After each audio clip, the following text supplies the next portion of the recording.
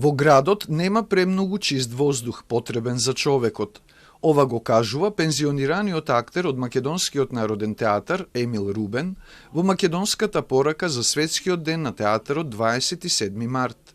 Во неговата порака, Рубен го спојува ангажираниот еколошки и уметнички пристап, користејќи како референци наслови од представи на МНТ.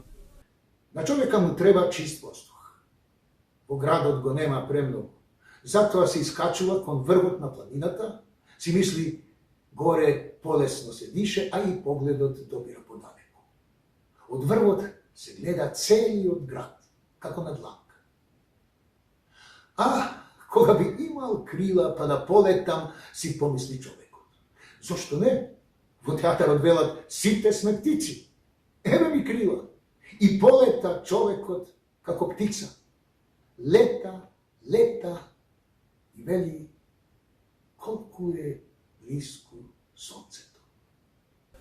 А во меѓународната порака, грчкиот театарски режисер, едукатор, автор и раководител на Меѓународниот комитет на театарската олимпијада, Теодорос Терзопулос, прашува дали театарот е загрижен за состојбата на човекот во 21 век и дали тој може да биде место за коегзистенција на разликите.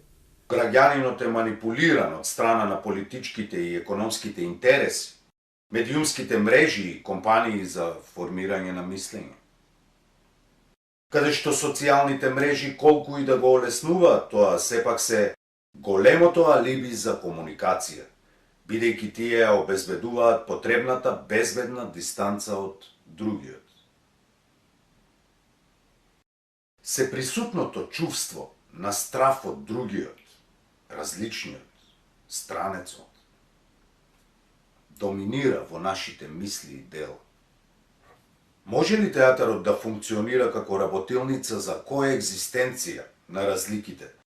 Со порака за Светскиот ден на театарот се јави и Џефри Ерик Џенкинс, председател на Меѓународната организација на театарски критичари.